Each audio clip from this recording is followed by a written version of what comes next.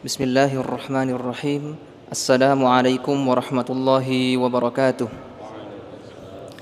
Alhamdulillahi rabbil alamin. Wassalatu wassalamu ala ashrafil anbiya wal mursalin sayyidina Muhammadin wa ala alihi wa sahbihi ajma'in, amma ba'd. Segala puji dan syukur kita panjatkan kehadirat Allah Subhanahu wa taala yang senantiasa melimpahkan nikmat dan karunia-Nya kepada kita semua. Salawat serta salam semoga selalu tercurahkan kepada junjungan kita Nabi besar Muhammad sallallahu alaihi wasallam beserta keluarga, sahabat dan pengikutnya hingga akhir masa. Hadirin sekalian yang dimuliakan Allah, kami ucapkan selamat datang di Masjid Abdillah Rabbani Residen dalam agenda kajian rutin yang insya Allah kita adakan setiap pekan, yaitu setiap hari Rabu ba'da maghrib sampai selesai. Pada malam hari ini alhamdulillah kita kembali dipertemukan dalam majelis ilmu bersama guru kita tercinta Al-Ustadz Dr. Syafiq Riza Basalamah hafizahullahu ta'ala. Adapun tema kajian kita malam ini adalah rumah tangga dan isu finansial. Sebagaimana biasanya di akhir nanti akan ada sesi tanya jawab. Untuk itu kami umumkan beberapa teknis. Yang pertama, bagi jamaah ikhwan yang ingin bertanya, silahkan tulis pertanyaannya di secari kertas lalu dikumpulkan ke depan sebelum azan isya berkumandang. Untuk jamaah akhwat, silahkan menuliskan pertanyaan di kertas lalu dikumpulkan ke bagian belakang. Di sana sudah tersedia kotak pertanyaan. Mohon kerjasamanya bagi para relawan untuk mengumpulkan sebelum azan isya. Kemudian kami juga ingin mengingatkan kepada para jamaah sekalian yang membawa buah hati tercinta, mari kita bersama-sama menjaga anak-anak kita agar majelis pada malam hari ini berlangsung dengan khidmat. Demikianlah beberapa informasi dari kami. Semoga Allah Subhanahu wa taala memberikan keberkahan kepada majelis ini dan menjadikan kajian malam ini sebagai amal jariah yang bernilai di sisinya. Amin ya rabbal alamin. Baik, kepada Al-Ustadz disilahkan.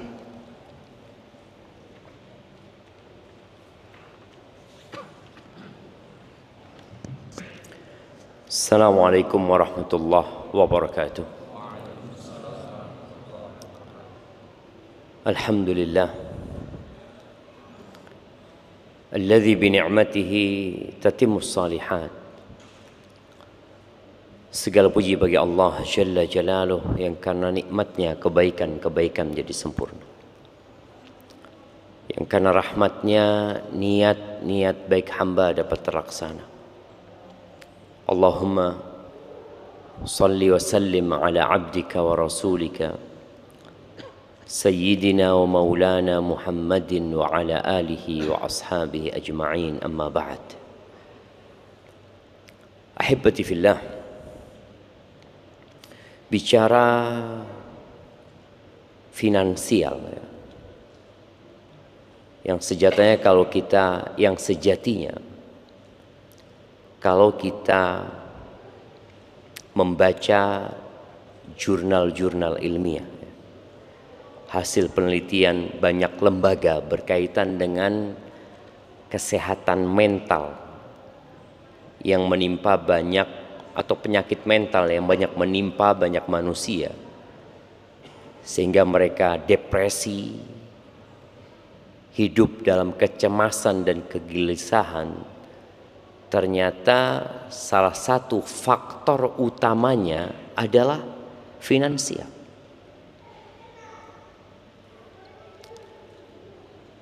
Bukan karena nggak punya uang, tapi karena tidak bisa memanage dan mengatur keuangan yang dimilikinya. Orang punya penghasilan 2 juta, tapi dia ingin seperti orang yang penghasilannya 10 juta.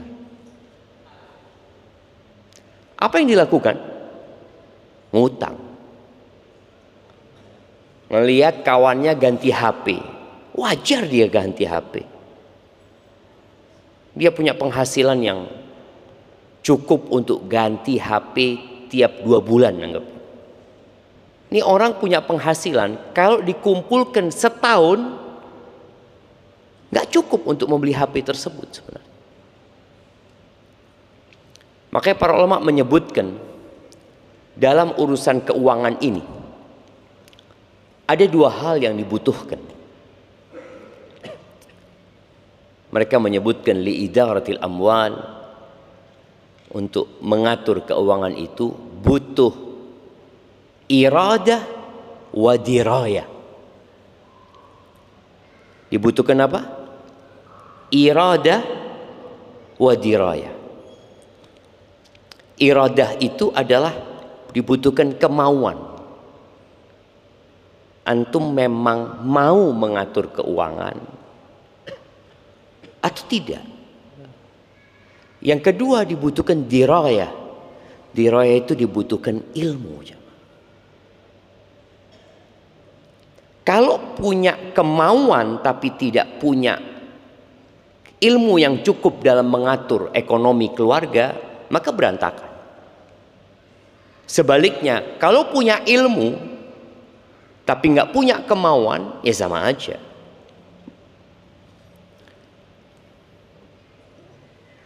Itu dua perkara yang perlu diperhatikan. Kemudian kalau kita lihat dalam mengelola keuangan, itu ada 4 yang disebutkan oleh para ahli, para ilmuwan dalam masalah ekonomi Islam. Harta itu dinafkahkan, yakni dikeluarkan. Itu yang pertama. Atau harta itu disimpan. Yang bahasa Arabnya apa? Menyimpan. Al-iddikhar. Ya, menyimpan. Yang ketiga, mengembangkan harta itu. Bahasa Arabnya mungkin ya al-istithmar wa tanmiyah, ya. Mengembangkan bagaimana harta yang dimiliki bisa berkembang. Kalau yang pertama mengeluarkan, ya untuk kebutuhan, kayak untuk kemauan. Yang kedua adalah menyimpan harta itu. Yang ketiga mengembangkan. Yang keempat mensodakohkan dalam jalan-jalan kebaikan. Kebanyakan manusia itu yang kemudian depresi, dia fokus di yang pertama. Fokus membelanjakan uangnya, dapat dibelanjakan. Lah dia simpan, wala dia kembangkan, wala dia sodakohkan. Pokoknya dapat duit, dimakan. Dalam urusan makan saja, Allah membuat sebuah aturan. Kulu washrabu wala tusrifu. Makanlah dan minum, ini kebutuhannya. Kita nggak bicara pakaian sih. Kita bicara sebuah kebutuhan yang mau tidak mau manusia harus melakukannya, yaitu makan dan minum. Jadi kalau kita bicara kerja, cari duit buat apa sekarang? Buat makan lah. Makanya sampai ada istilah mencari sepiring nasi. Itu sebuah istilah paten sudah. Nggak ada ceritanya saya bekerja untuk dapat pakaian. Sampai teman-teman yang merantau ke negeri seberang, dia bicara saya merantau untuk mencari sesuap nasi, sepiring nasi, padahal bohong. Dia ingin punya rumah. Kalau sepiring nasi nggak perlu merantau. Sisanya buat umroh katanya. Enggak. Jadi tetap kebutuhan inti manusia ketika bekerja adalah kebutuhan perutnya. Dan Allah membuat aturan. Kulu washrabu wala tusrifu. Makan dan minumlah, jangan berlebih-lebihan. Jadi ada larangan berlebih-lebihan dan ada larangan tabdzir. Wala tubadzir tabdzira. Innal mubadzirina kanu ikhwana syayatin. Orang-orang yang mubadzir itu saudaranya setan. Sebagian ulama menyamakan antara al-israf wa tabdzir. Sebagian menyamakan antara berlebih-lebihan dengan mubadzir itu disamakan. Tapi pendapat yang lebih kuat enggak. Dua hal ini berbeda. Yang namanya berlebih-lebihan itu, dia membelanjakan hartanya dalam sesuatu yang halal tapi berlebihan. Halal tapi lebih. Kalau tabdzir itu membelanjakan harta dalam keharaman. Walaupun sedikit, itu mubadzir. Orang merokok itu berlebih-lebihan apa mubadzir? Nah, mubadzir. Ada sebagian orang yang berpikir, Ana dapat sebuah podcast ya, yang menjelaskan rokok itu termasuk penyumbang pendapatan negara terbesar gitu ya. Disebutkan seperti itu. Sebenarnya yang nyumbang itu bukan pabrik rokok. Siapa yang nyumbang? Ya perokok ini. Perokok ini yang nyumbang. Dan ternyata rokok itu penyumbang penyakit terbesar. Jadi seharusnya antum nyumbang negara tanpa harus sakit. Antum fadol, antum punya uang lebih, ana sumbangkan ke negara. Fadol. Tanpa menyumbang penyakit untuk negara ini. Maka tadi, apakah merokok ini termasuk mubadzir, di mana seorang mengeluarkan uangnya yang hanya akan kembali kepada dirinya sedikit manfaat plus mudarat yang banyak. Jadi membelanjakan harta itu yang urusannya makan aja ada aturannya, tidak boleh berlebih-lebihan. Dan ternyata kalau kita ngelihat kebanyakan masalah finansial di keluarga ini karena memang tidak bisa memanage uang yang didapat. Baru dapat uang sedikit, nah ini mahasiswa nih, mahasiswa masa dengan belanja makanan matang lebih murah mana? Masak. Tapi mahasiswa males. Ana hampir tiap hari yang melihat mahasiswa itu belanja di Lantaburi sana. Makanan ini, ada lagi. Nggak tahu bapak ibunya delosor cari uang. Nggak tahu. Artinya ketika dia sejak mahasiswa sudah tidak bisa mengatur keuangan, maka tatkala dia berkeluarga, kebiasaan konsumtif itu akan berlanjut. Ada seorang konglomerat besar, ketika datang dia dengan mobil mewah, dia ditanya, apa nasihatmu buat anak-anak muda? Kebanyakan anak muda ini kan ngelihat ke mobilnya, tidak melihat bagaimana perjuangan dia bisa sukses. Dia katakan, nasihat anak buat anak muda, jangan beli kopi di kafe. Nasihatnya, jangan. Terus engkau bikin di rumah. Engkau di rumah $1 jadi kopi. Di kafe $10.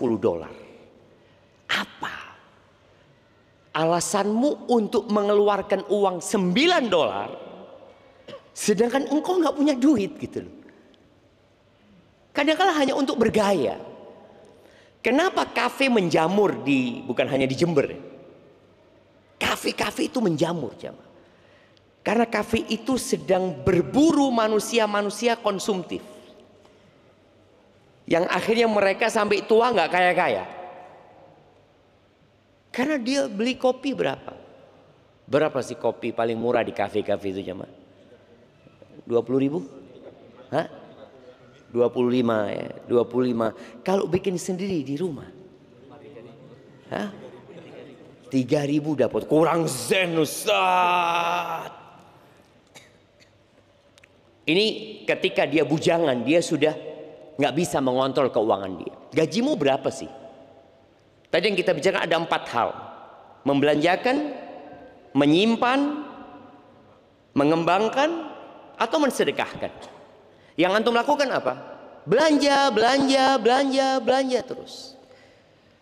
Kalau dilihat 40% dari yang mengajukan perceraian di beberapa kota, bahkan ada yang menyebutkan sampai 60%, itu rata-rata wanita yang mengajukan cerai disebabkan masalah ekonomi. Bukan nggak ada uang, tapi uang itu habis. Yang kalau dilihat habisnya kemana, kadang-kadang nggak tahu kemana habisnya ya. Ternyata dia yang tidak bisa memanage keuangan itu. Ahibati fillah, Rasul sallallahu alaihi wasallam di dalam sebuah hadis riwayatkan Abu Dawud dan Nasa'i, beliau itu berlindung dari depresi dan berlindung dari utang. Ternyata dua perkara ini memiliki keterkaitan. Sedangkan gaya hidup masa kini itu menyuruh orang untuk berhutang, memotivasi. Bahkan bagaimana orang itu kalau bisa rumahnya utang, mobilnya utang, HP-nya utang, apa lagi? Bajunya utang, makan pun bisa utang. Kan ada pay later kan? Orang bisa bayar nanti. Apa doa Nabi SAW? Allahumma inni a'udzubika minal hammi wal hazan. Beliau mengatakan, ya Allah, aku berlindung kepadamu dari kesedihan dan kegalauan. Sedih itu untuk masa lalu, gelisah cemas itu untuk masa yang akan datang. Yang kedua, wa a'udzubika minal ajzi wal kasal. Aku berlindung kepadamu dari kelemahan dan kemalasan. Ajiz wa kasal. Ajiz itu tidak mampu, kasal itu tidak mau. Ajiz itu nggak mampu. Makanya pesan Nabi SAW, la ta'jaz, atau la ta'jiz. Kok jangan lemah, jangan bicara aku nggak bisa, aku nggak mampu. Ketika orang sudah mengatakan hal itu, ya udah nggak bisa dia. Sejak awal dia memang nggak mau berusaha. Oh saya nggak bisa kayak gitu. Ada cerita seorang kawan di Surabaya apa di Malang dia. Dia punya sebuah platform digital berkaitan dengan hitung-hitungannya. Suatu hari dia nyuruh anak buahnya, tolong kamu kerjakan ini. Udah dikasih tahu kisi-kisi yang harus dikerjakan. Kata anak buahnya, maaf saya tidak bisa. Kata bosnya, kamu dipecat hari ini, keluar sudah. Saya nggak mau ada pekerja tidak bisa di kantor saya. Keluar sudah. Dipecat. Nabi alaihissalatu wasallam berpesan, la ta'jaz. Jangan engkau lemah, anda tidak bisa, saya jangan. Katakan saya akan berusaha. Atas coba kamu kerjakan nih, siap bos, saya usahakan. Setelah berusaha, berupaya, kemudian mendapati kendala, baru dia sampaikan, maaf bos, saya punya kendala di sini. Bisa kasih solusi? Muslim tuh kayak gitu tuh. Ihris ala ma yanfa'uka wasta'in billah wala ta'jaz. Berupayalah engkau untuk selalu menghasilkan apa yang bermanfaat buat dirimu. Tadi kita bicara, uang itu dikelola, dikembangkan. Apa saja yang kau bisa lakukan dengan uang itu? Dengan cara yang halal tentunya. Wasta'in billah, minta tolong sama Allah. Kalau kita bersandar kepada diri kita nggak mampu. Apa sih kemampuan kita? La haula wa la quwata illa billah. Nggak ada kemampuan kita, jemaah. Kita makhluk yang lemah. Wa khuliqal insanu dha'ifa. Tapi pesan Nabi, semangatlah, minta tolong sama Allah, jangan lemah. Ini pesan yang dalam sekali, jemaah. Maka Nabi berlindung dari kelemahan dan kemalasan. Kemudian wa a'udzubika minal jubni wal bukhl, dan aku berlindung kepadamu dari sifat pengecut dan dari kebakhilan. Maka tadi antum mulailah bersedekah. Ini mahasiswa, mulailah bersedekah. Jangan pernah berkata, anak ini mahasiswa Ustaz, anak ini pemasukan anak hanya dari orang tua. Dia lupa bahwa ada rizki dari arah yang tidak disangka-sangka. Yang ada dalam benak dia orang tua, orang tua, orang tua. Ainal iman? Wa may yattaqillaha yaj'al lahu makhrajan wa yarzuqhu min haitsu la yahtasib. Barang siapa bertakwa kepada Allah, niscaya Allah akan kasih solusi untuk semua masalah dia dan kasih rizki dari arah yang tidak disangka-sangka. Jadi usahakan ketika antum dapat duit, sudah antum atur. Kalau tadi kita bicara ada 4 hal, membelanjakan, menyimpan, mengembangkan, atau mensedekahkan. Anak kayaknya yang kedua, ketiga nggak bisa Ustaz. Oke, berarti belanja sama sedekah. Kalau sedekah Ustaz, ya sayang Ustaz. La hibbati fillah. Setiap pagi, ya ini untuk semua yang punya masalah finansial ya, di keluarganya, yang permasalahan itu akan menyebabkan kegalauan, kecemasan, depresi, yang dari depresi itu akan menyebabkan hubungan antara suami istri jadi sering tersulut emosi, maka banyakin sedekah. Tiap pagi ada malaikat yang turun. 2, doanya apa? Allahumma a'ti munfiqan khalafan. Ya Allah, berikan kepada orang yang rajin berinfak ganti. Wa a'ti mumsikan talafan. Berikan kepada orang yang bakhil kehancuran di hartanya. Ketika sebuah keluarga sulit ekonominya, tapi ternyata dia sibuk belanja, konsumtif dia. Belanja terus. Sedekah enggak. Dia mengatakan belum bisa sedekah. Engkau bisa seharusnya yang kau makan hari ini kau sedekahkan. Terus anak gimana? Puasa. Kita kadang-kala mencari solusi itu hanya dengan bekerja.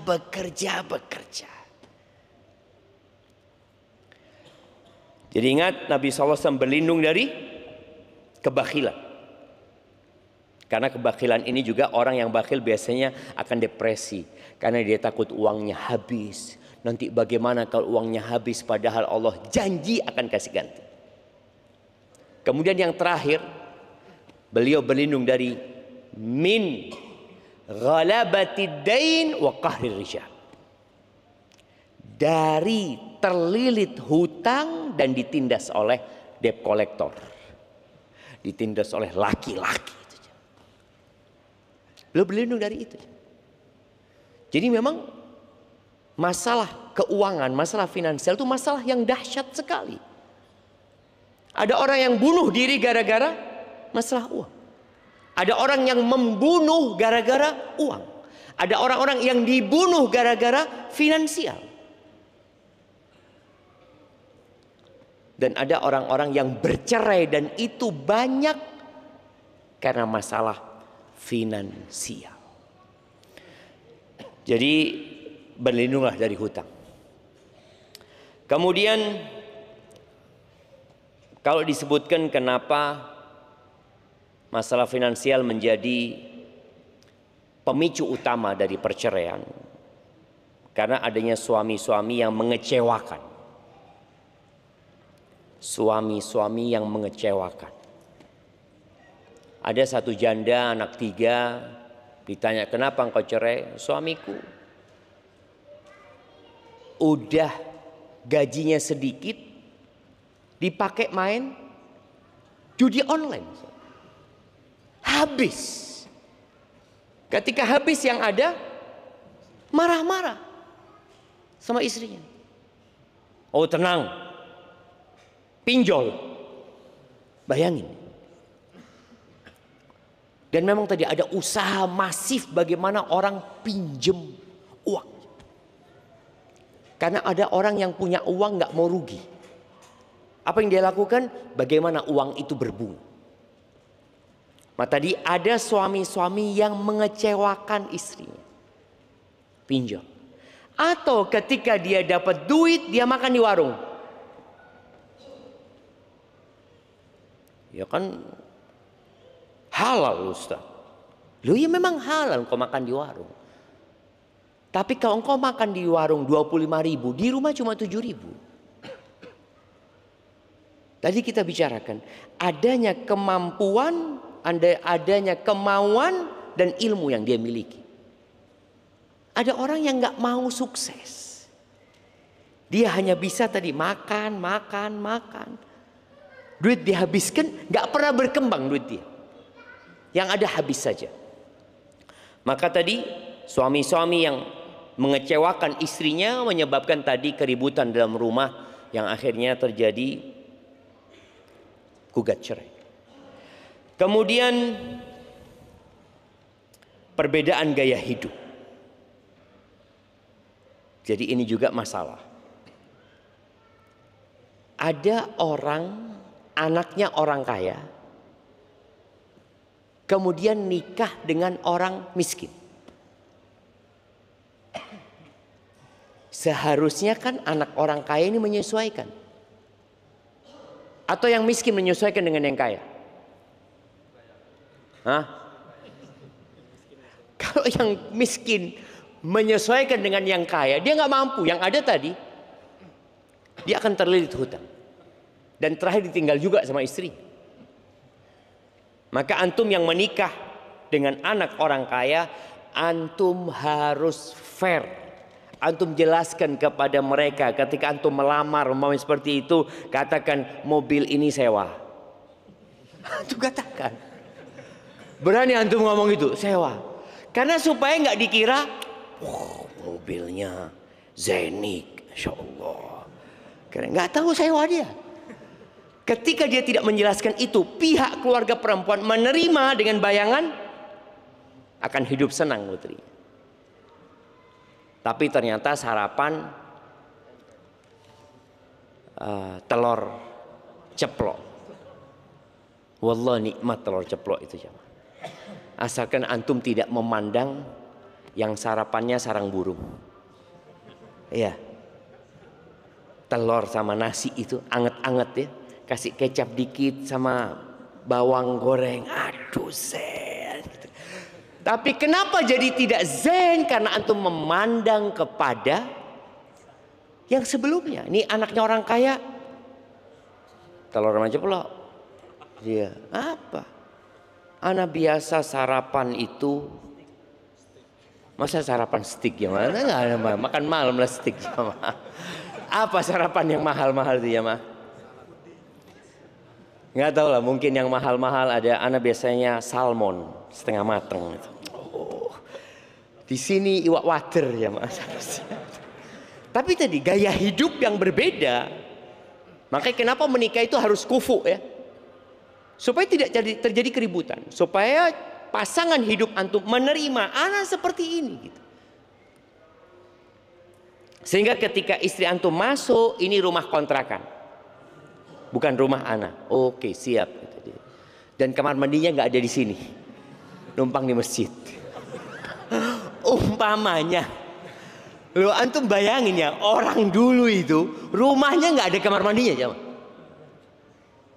Lo iya, anak masih ingat di pondok itu. Waktu mondok di Bondoso itu pagi biasanya kita lari ya, setelah lari berenang. Berenangnya di sungai.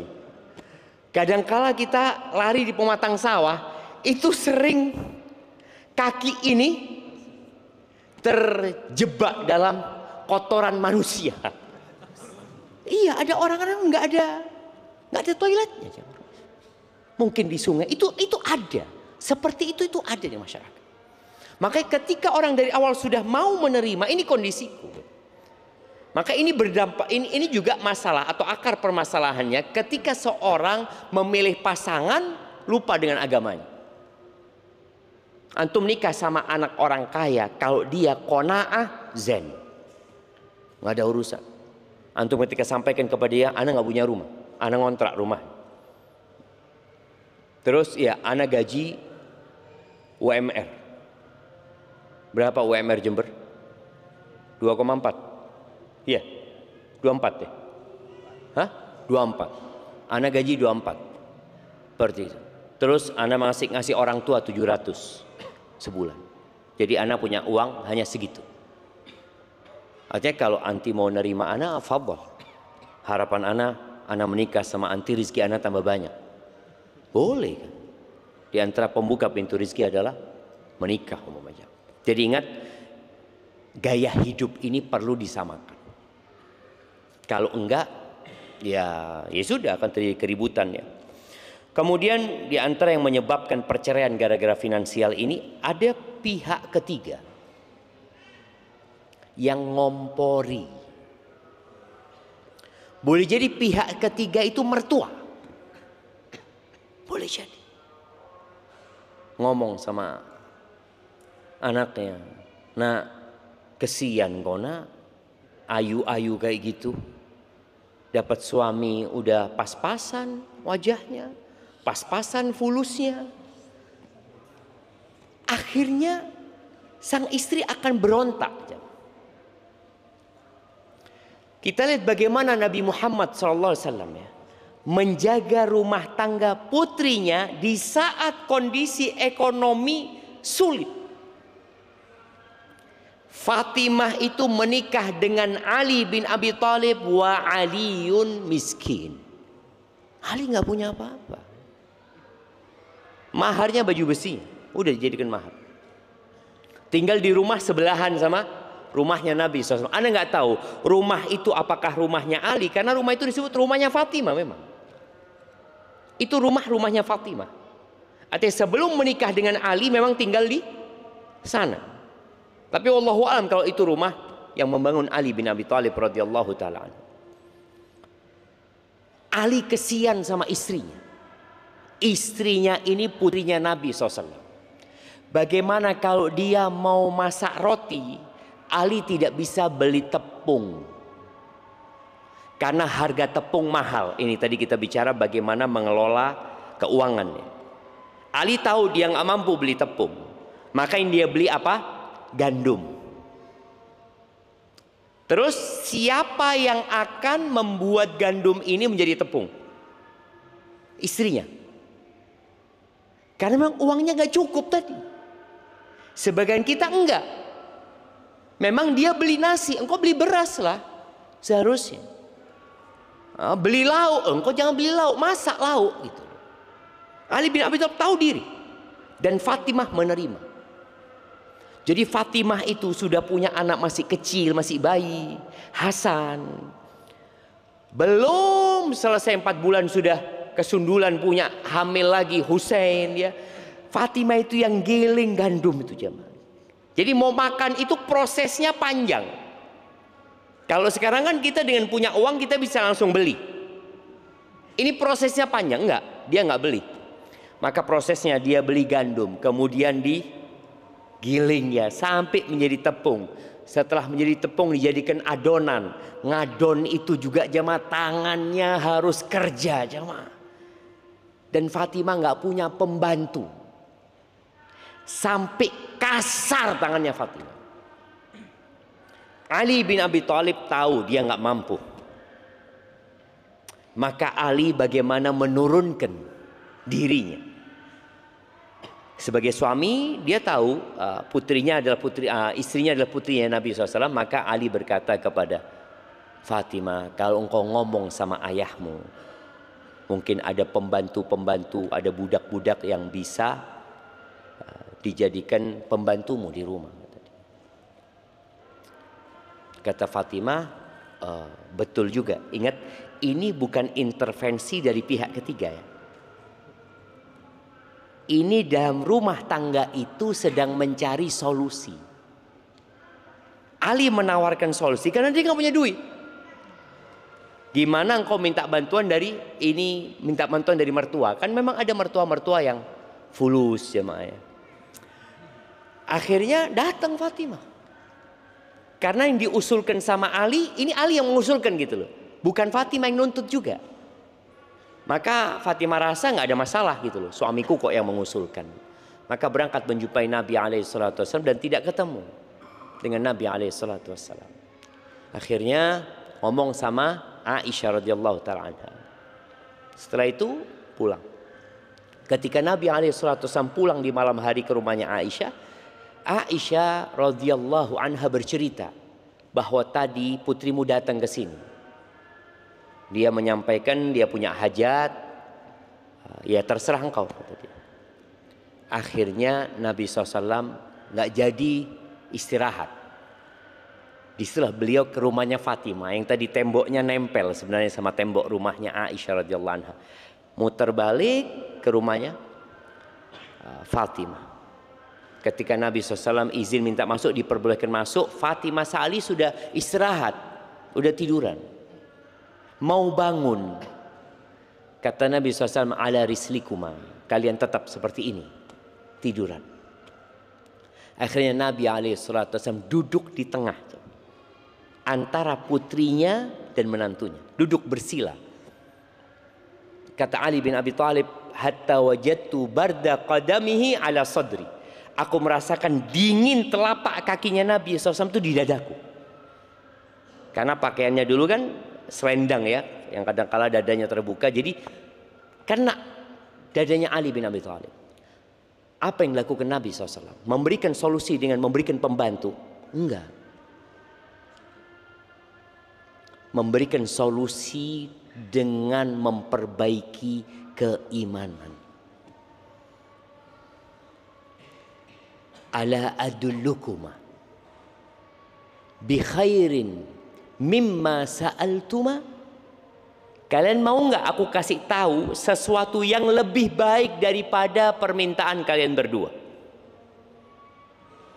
Apa? Baca subhanallah 33 kali ketika mau tidur, baca aja. Subhanallah 33 kali, alhamdulillah 33 kali, Allahu akbar 34 kali. Subhanallah.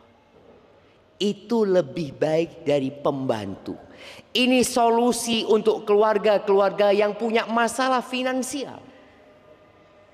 Maka tatkala ada orang mengeluhkan masalah finansial ya ini itu, antum kasih amalan ini, coba antum amalkan ini, suami istri. Sebelum tidur antum zikir. Subhanallah, subhanallah, subhanallah, subhanallah, subhanallah, subhanallah. Ali bin Abi Thalib sejak dapat wasiat itu tidak pernah meninggalkan zikir itu. Bahkan ketika Ali ditanya pada malam perang Siffin, engkau baca itu? Aku baca.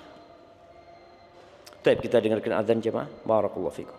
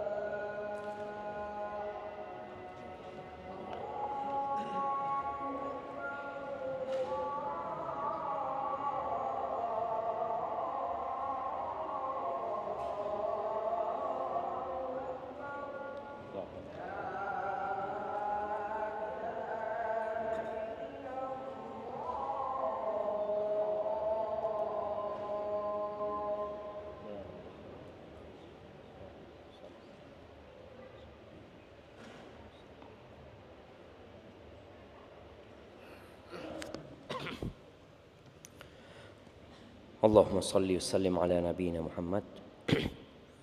Jadi tadi jamaah, dalam kondisi ekonomi yang sulit, Ali membaca. Dan bacaan itu dibaca oleh Ali dalam semua kondisi akhir. Bukan hanya ketika ekonominya sulit. Artinya antum kalau lagi kaya raya, anda nggak perlu baca doa. Enggak. Maka ini dianjurkan untuk dibaca selalu. Kemudian ahibati fillah, para istri dianjurkan untuk qanaah. Dan suami juga memberikan contoh. Istri diminta qanaah, kalau suaminya tidak memberikan contoh, sama juga bohong. Maka sekali-kali bawa istri antum ke tempat orang-orang yang sulit hidupnya. Kadangkala banyak istri merasa dia paling sulit hidupnya, sehingga tadi dia menuntut untuk bercerai. Karena menurut dia adalah orang yang paling susah hidupnya. Enggak. Dia masalahnya melihat ke atas.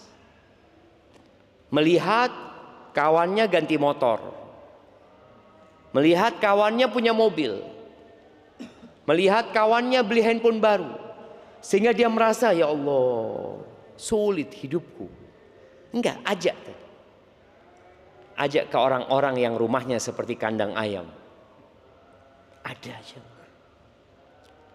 Ajak ke rumah orang-orang yang masih tanah lantainya. Dan di kamar itu semuanya. Dapurnya di situ. Kasurnya di situ. Sudah tua renta juga dia. Supaya dia bisa mensyukuri nikmat yang Allah berikan.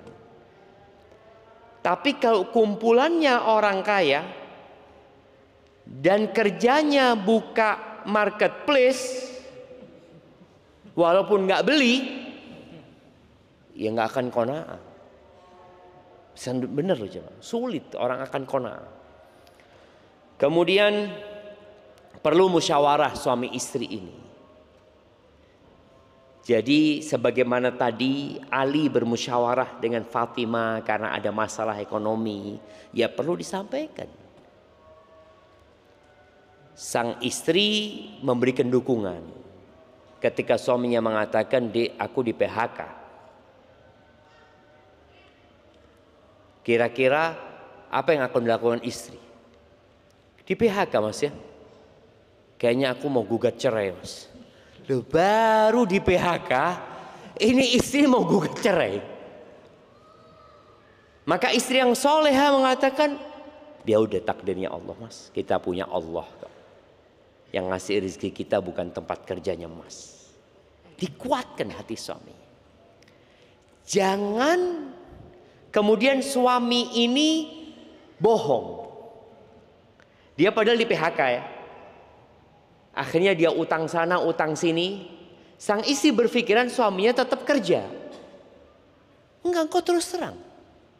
Karena masalah ini ada pengurangan ini, ya terserah engkau. Kalau engkau masih mau mendampingi aku dan itu harapanku gitu loh. Insyaallah Allah kasih rezeki. Ahibati fillah, kemudian pentingnya suami istri ini mengatur skala prioritas ya. Ada kemauan, ada kebutuhan. Mahasiswa nih butuh baju berapa sih? Antum butuh baju berapa? 5. Kebanyakan lah.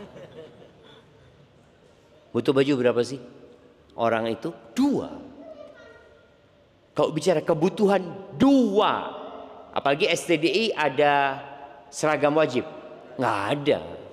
Antum kalau pakai baju warna hitam sama coklat terus aman, gak ada masalah. 2. 1 untuk dipakai, 1 untuk ganti. Ini kalau bicara kebutuhan. Tapi kalau kemauan nggak ada batasan. Apalagi perempuan. Kebanyakan baju itu dibuat untuk siapa? Laki-laki apa perempuan? Perempuan, laki-laki juga sama. Kita lihat di masjid ini, hampir tidak ada yang sama bajunya. Antum lihat sebelah, Api ya bajunya. Belum punya anak. Lihat ini. Bagus ya. Anak belum punya yang lorek-lorek itu mama. Gak ada selesainya. Jadi perempuan itu kalau punya abaya pagi ya. Perempuan pakai abaya. Abaya warna hijau, kepingin warna coklat, udah punya coklat, kepingin warna hitam, warna hitam sudah ada 7 lembar ya. Ingin warna putih, putih sudah ada. Ingin yang ada kembangnya, yang kembang sudah ada. Ingin yang tul-tul kayak macan gitu, beli yang tul-tul. Nggak ada selesainya jam. Tas, wanita itu butuh tas berapa mak-mak? Kebutuhannya berapa tas? 2 lah, sian dia. Jangan 2 lah. 1 untuk belanja, 1 buat kondangan. Ya kan? 1 buat belanja ke pasar, yang buat naruh ikan asin, ikan apa, butuhlah dia jemaah. 1 tas buat gaya. Itu kalau bicara kebutuhan 2 cukup.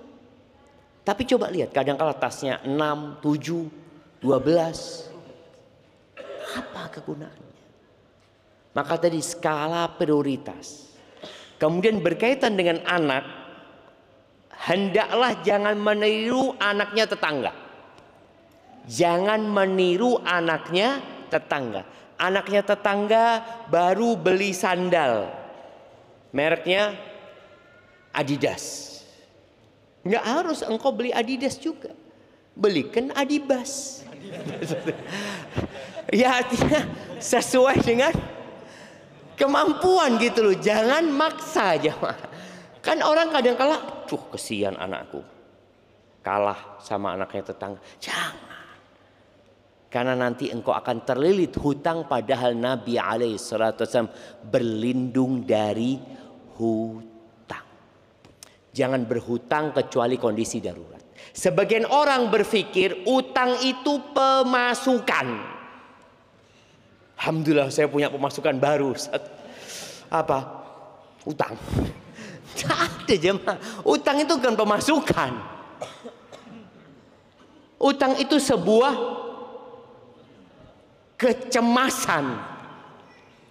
Orang bawa motor baru datang. Baru motor antum. Iya, balak motor ini. Balak dia ngomong. Iya. Hanya mengikuti kemauan. Padahal motor dia masih bisa dipakai.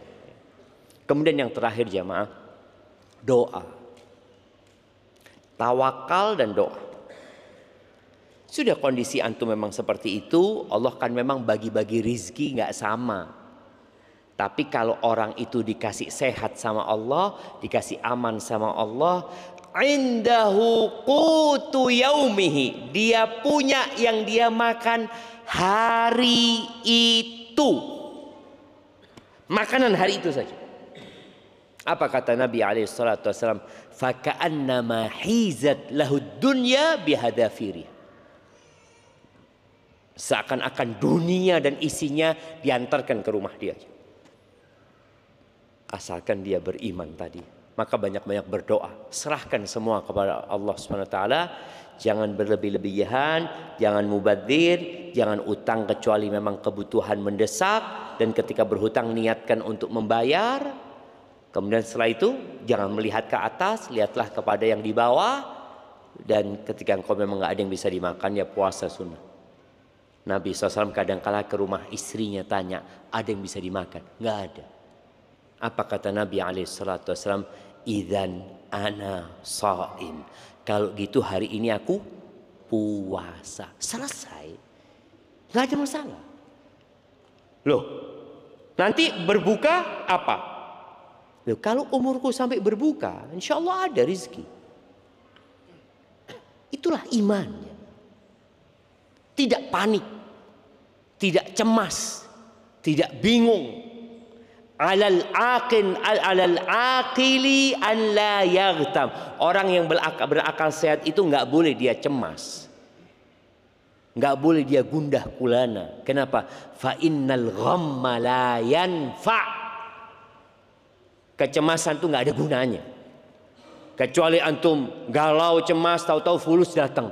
Alhamdulillah. ya silahkan cemas terus antum, nggak ada masalah. Itu mungkin dapat Anda sampaikan. Semoga masalah ekonomi ini tidak menjadi masalah perceraian lagi. Masalah finansial ini tidak menjadi penyebab kecemasan.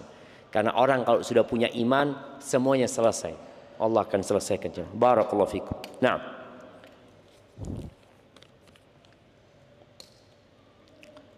bismillah Ustaz, apa hukumnya seorang muslim bercita-cita jadi orang kaya?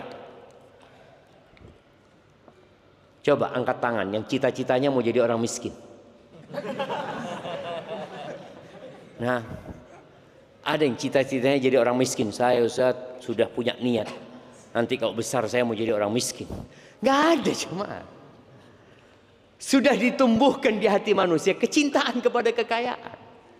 Jadi kalau bicara apa hukumnya, boleh. Nabi alaihi salatu wasallam mengatakan la ba'sa bil ghina. Nggak apa-apa jadi orang kaya, itu nggak apa-apa. Tapi syaratnya bertakwa. Soalnya kalau antum kaya nggak bertakwa, maksiat. Pasti. Orang kalau kaya nggak bertakwa, kekayaan itu punya efek samping buruk. Orang akan berpikir dengan hartanya bisa menyalurkan syahwat dia. Maka nggak apa-apa kekayaan itu asalkan bertakwa. Walakinna sihhata khairun minal ghina liman ittaqa. Tapi kata Nabi SAW, kesehatan itu lebih baik daripada kekayaan. Jadi kalau mau cita-cita itu, cita-citalah jadi orang sehat yang bertakwa dan kaya. Apa gunanya antum kaya tapi tidak sehat? Saya ini Zat, pada waktu sehat tidak sukses. Ketika sukses sakit-sakitan. Kalau dikasih pilihan antum, punya kekayaan 1 triliun tapi stroke, dengan tidak punya apa-apa tapi sehat. Yang ketiga, saya nggak ada jemaah. Kita itu maunya kita, tapi takdirnya Allah nggak kayak gitu. Makanya kadang-kadang kita ngelihat ya tukang becak, sehat ya tukang becak. Yang naik Mercy sudah pakai tongkat. Yang tukang becak sehat. Mau nggak tukang Mercy itu ditukar sama kesehatannya tukang becak ini? Mau nggak jemaah? Mau jemaah. Mau. Makanya tadi yang cita-citanya kekayaan, banyak manusia itu menggunakan kesehatannya untuk mencari harta, tapi pada akhirnya dia menggunakan hartanya untuk mencari sehat.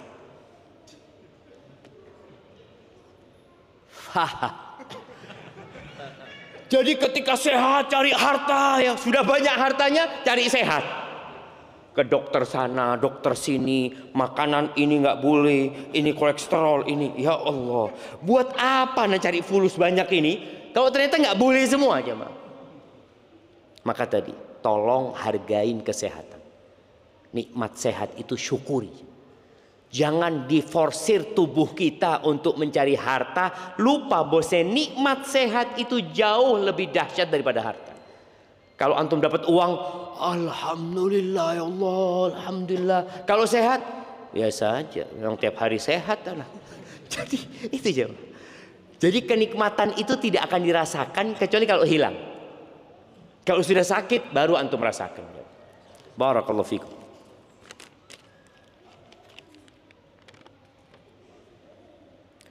Ustaz, bagaimana dengan semua suami, yang semua uangnya dikasihkan ke istri, lalu si suami tidak pegang uang sama sekali, kalau pengen beli-beli selalu minta istri, apakah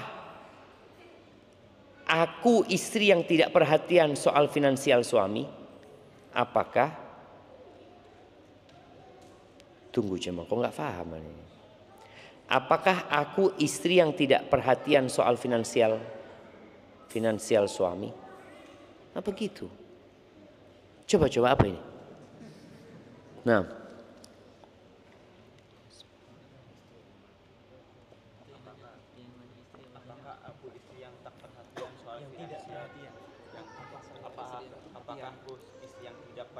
Apakah aku istri yang tidak perhatian dengan finansial suami? Iya, jadi memang ada suami-suami yang tidak bisa pegang duit. Nggak apa-apa dia serahkan kepada istri. Tapi para istri harus tahu bahwa itu bukan sebuah kelaziman. Karena kadangkala istri membandingkan dirinya dengan tetangga. Mas, tetangga itu uangnya semua dikasihkan ke istri. Antum? Kewajiban suami adalah mencukupi nafkah istri. Kalau sudah dicukupi, selesai tugasnya suami.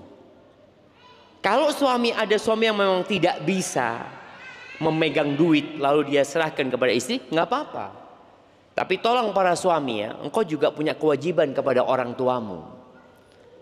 Jadi kalau sampai engkau ngasih orang tua, istri harus tahu. Alhamdulillah kalau istrimu nerima. Tapi kalau istrimu nggak nerima, dia ngomong ibu lagi. Padahal seharusnya kasih ibumu tanpa istri tahu. Kasih ibumu tanpa istri tahu.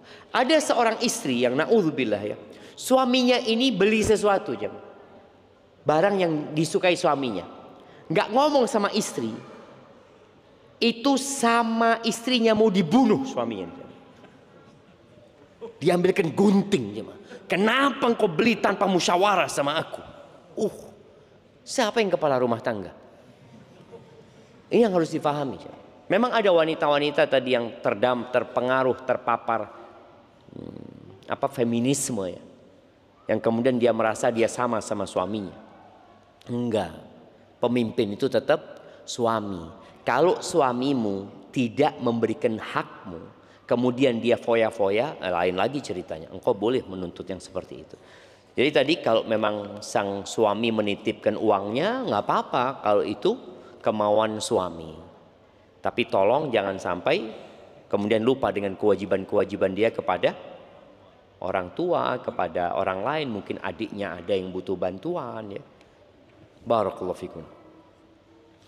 Saya mau bertanya tentang mahasiswa yang berperilaku konsumtif. Saya memiliki teman di dalam seminggu bisa habis jajan dan lain-lain hingga 500.000. Dia masih meminta uang dari orang tuanya. Pertanyaan saya, apa hukumnya saat dia berperilaku konsumtif? Namun bisa bertanggung jawab mencari uang kembali saat uang yang diberi orang tuanya telah habis. Dia mampu mencari uang kembali. Mencari uang kembali apa minta sama orang tuanya? Pinjam. Taibah. Jadi kalau bicara konsumtif tadi udah dibicarakan. Aturannya kulu washrabu wala tusrifu. Makan dan minumlah jangan berlebih-lebihan. Ingat, berlebih-lebihan itu tergantung pemasukan. Jadi nggak sama. Anak ingat seorang yang berbuka sama kita di Masjid Nabawi, tahu-tahu keluar dari masjid jamnya hilang. Ramadan itu. Anak masih mahasiswa waktu itu. Kita tanya, harga berapa jamnya? Enggak lah, murah lah Ustaz, kata dia. Berapa bang? 200 juta. Murah dia ngomong. Dia punya pelabuhan di Balikpapan. Di Balikpapan, Kalimantan situ. Sehari penghasilannya 500 juta. Berarti 200 juta? Nggak sampai setengah hari. Apakah dikatakan dia berlebih-lebihan? Enggak. Loh, dia memang penghasilannya banyak. Jadi berlebih-lebihan itu tergantung dengan penghasilannya antum. Umpamanya tadi ada orang kaya beli mobil Mercy umpamanya, wajar lah. Dia punya uang ya. Ada orang nggak punya tapi maksa. Akhirnya dia hutang sana hutang sini. Ini berlebih-lebihan akhirnya. Bicara umroh sekarang ini banyak menawarkan umroh dengan hutang. Boleh aja. Tapi ingat dengan sabda Nabi SAW. La tukhifu anfusakum ba'da amniha. Jangan kalian meneror diri kalian sendiri setelah Allah kasih keamanan kepada kalian. Para sahabat bertanya, Kaifa ya Rasulullah? Gimana kita meneror diri kita sendiri? Bidain, dengan utang. Walaupun buat umroh, walaupun buat haji, utang tetap utang. Tapi sekarang travel ini namanya travel itu cari fulus ya Maya. Ya fadol. Cuma kita yang harus jadi orang yang tadi yang cerdas. Ketika engkau nggak mampu jangan, engkau nggak wajib gitu coba. Nggak wajib. Maka tadi kalau dia dikatakan dia konsumtif tadi, apakah dia termasuk berlebih-lebihan? Boleh jadi. Maka jangan. Ada anak-anak yang akalnya tidak jangkep ya. Maka Allah Azza wa Jalla mengatakan wala tu'tus sufaha amwalakum allati ja'alallahu lakum qiyaman. Harta itu tonggak kehidupan. Kalian jangan berikan kepada anak-anak yang bodoh tadi, yang nggak tahu bahwasanya nyari uang ini gampang apa sulit ya, Ma? Nah, cari uang, dia kan berkata kan, cari uang lagi. Iya, tapi cari uang lagi ruwet gitu. Maka dia akhirnya masuk berlebih-lebihan, walaupun dia halal tapi berlebih-lebihan nantinya gitu. Seperti itu. Apakah hukumnya tentang anak yang tidak mematuhi perkataan orang tuanya karena kesihan? Contoh, orang tua lebih mengasihi uang saku dan menyuruh untuk tidak menabung dan berhemat. Namun anaknya tidak menuruti karena tidak ingin berperilaku konsumtif dan belajar untuk menahan nafsu sesaat. Apakah dosa jika begitu? Enggak dosa. Orang tuanya itu takut ya. Yang dikhawatirkan orang tua ini, antum ngirit akhirnya nggak makan. Sampai kurus. Pulang itu. Ya itu yang dikhawatirkan orang tua sebenarnya. Jadi itu insya Allah orang tua ingin antum makan sehat ya. Antum tinggal tadi, anak makan sehat tapi anak masak. Orang tua ngomong, nggak usah masak nak, fokus belajar, nggak usah mikir, beli saja. Kalau memang dia fokus belajar nggak apa-apa. Ini enggak, sore main bola, malam nongkrong. Berarti dia nggak fokus belajar. Lebih baik kau masak daripada kemudian engkau beli di luar tapi engkau nggak fokus belajar. Ustadz mohon nasihatnya untuk seorang ibu yang berjuang mendampingi pendidikan anak-anaknya dikarenakan suami lebih sibuk di luar. Terkadang terasa sedih. Namun jika tidak ada yang mengalah mendampingi anak-anak, maka kasihan waktu emas untuk pendidikan tidak maksimal. Adakah kisah ulama salaf yang mendidik 100% ibunya? Karena anak kami laki-laki sehingga harus sering dipantau saat di luar rumah. Usianya yang masih kecil SD sehingga harus sering diantar untuk ke masjid dan belajar di masjid. Karena jika belajar di rumah anaknya kurang semangat. Mohon nasihatnya agar istiqomah Ustaz. Barakallahu fikum. Iya. Ini contoh istri yang soleh aja. Dia tidak menyalahkan suami, tapi dia berusaha untuk mencari solusi untuk permasalahannya. Ada wanita-wanita yang hidupnya dihabiskan untuk mengeluh. Mengeluh, suamiku kayak gini, ini bapaknya anak-anak ini jarang pulang bapaknya merantau. Mengeluh. Apakah mengeluh menyelesaikan masalah? Enggak, hanya akan menjadi beban baru buat dia. Si ibu ini enggak. Ya sudah. Ketika suaminya tidak bisa maksimal, dia maksimalkan. Dan kalau kepingin tahu, ini kan kepingin cerita dari salafus saleh ya. Ketahuilah ya, sahabat-sahabat Nabi itu kadangkala mereka kalau perang sampai 6 bulan ya. Sang anak nggak ketemu sama bapak, walau ngelihat bapak. Seperti yang kemarin kita ceritakan, Umar bin Khattab awalnya lebih dari 6 bulan. Setelah itu setiap 6 bulan suruh, 4 atau 6 bulan suruh balik. Ini menunjukkan bahwa anak-anak itu jarang ketemu sama bapaknya. Tapi ketika sang ibu dipersiapkan, ya anak-anak akan jadi anak-anak yang soleh. Imam Syafi'i mati bapaknya ketika beliau masih bayi. Imam Bukhari sama, nggak ada bapaknya, dididik sama emaknya. Sufyan ats-Tsauri emaknya juga. Antum kalau ngelihat Bagaimana peran ibu? Karena ibu itu madrasah. Apa gunanya bapak ada di rumah? Apa gunanya? Kalau di rumah cuma pegang HP bapak. Lebih baik bapak silahkan kerja cari fulus yang banyak.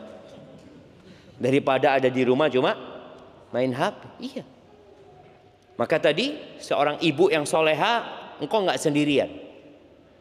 Tapi masalahnya banyak wanita suka membandingkan. Ya Allah, enaknya ya suaminya tetangga ini tiap hari ada di rumah, gitu kan? Ternyata dia di PHK ya, tiap hari ada di rumah, nggak tahu dia. Dia cuma ngeliat, masya Allah nggak kemana-mana dari pagi sampai sore. Cuma orang kan nggak tahu gitu loh jemaah. Ingat dengan kisah seorang orang kaya raya, yang namanya orang kaya itu sibuk kadang-kadang macam rapat ini, meeting lagi itu, kadang-kadang ketemu sama keluarga sebentar, liburan.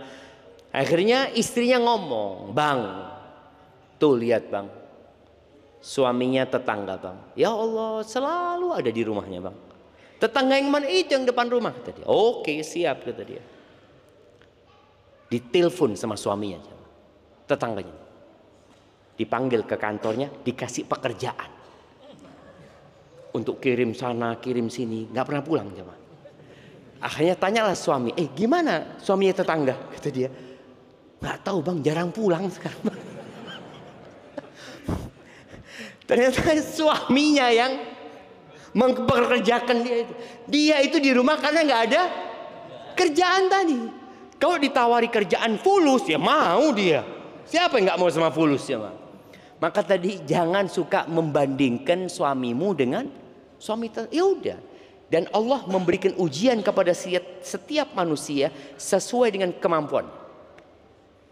Kalau ada wanita-wanita yang suaminya selalu ada, berarti memang dia butuh sama suami untuk membesarkan anak-anak. Tapi kalau ada wanita-wanita yang ditinggal suaminya, dia tetap bisa bekerja, mendidik anak-anaknya, memang dia kemampuannya itu. Tapi pertanyaan terakhir jemaah, waduh panjang sekali pertanyaan terakhir. Ana menikah sekitar hampir 5 tahun, janda dan duda. Tapi kami berjauhan, beda kabupaten. Suami tinggal bersama ibu dan adiknya dengan alasan bakti kepada orang tua. Awal pernikahan sudah perjanjian suami mau ikut tinggal bersama Ana. Karena Ana bekerja untuk biaya anak-anak. Suami belum bisa memberikan nafkah yang layak. Di bawah UMK Jember. Di sisi lain ada masalah. Suami selain belum bisa memberi nafkah layak, juga tidak memberikan nafkah batin. Ditambah masalah dengan adanya namimah dari mak comblang kami yang seorang janda. Si janda mengadu domba Ana dengan suami, sehingga suami kurang peduli kepada Ana, baik nafkah lahir maupun batin. Bagaimana menyikapi hal ini Ustaz? Jazakallahu khairan. Barakallahu fiikum. Bagaimana jemaah? Ya Allah ya Rabbi. Itu masalah orang macam-macam jemaah. Iya. Nasihat Ana, ada hal-hal yang bisa diputuskan dengan musyawarah. Dan terkadang kalau butuh mediasi, ya mediasi. Masalahnya apa? Kalau tadi dikatakan memang suamimu punya masalah, nggak bisa ngasih nafkah. Secara finansial dia nggak mampu. Tapi kalau engkau mau bantu, tadi ada negosiasi. Udahlah engkau ikut aku, kan janjinya. Dan ingat ya, para laki-laki ini, tidak ada perjanjian yang lebih harus dipenuhi daripada perjanjian yang berkaitan dengan pernikahan. Kalau di awal sudah melakukan perjanjian sebelum pernikahan, sang suami ikut sama istrinya, maka harus ikut. Kalau tidak, sang istri punya hak untuk membatalkan pernikahan ketika perjanjian itu tidak dipenuhi. Tapi ana rasa masalahnya masih bisa diselesaikan tadi. Mungkin nanti perlu duduk sama suami, kalau butuh orang lain, datangkan orang lain yang bijak ya. Sekarang masalahnya apa sih? Kalau tadi dikatakan berjauhan, kalau memang tetap sang suami mau sama orang tuanya, ya terserah anti. Kalau anti menerima, ahlan wa sahlan. tapi mungkin meminta suami untuk datang setiap berapa waktu sekali ya, adalah hal-hal yang bisa dimusyawarahkan. Jangan kemudian harus berpikir berpisah sama suami ya. Barakallahu fiik, itu yang dapat Anda sampaikan, kurang lebihnya mohon maaf. Subhanakallahumma bihamdika asyhadu an la ilaha illa anta astaghfiruka wa atubu ilaik. Wassalamualaikum warahmatullahi wabarakatuh.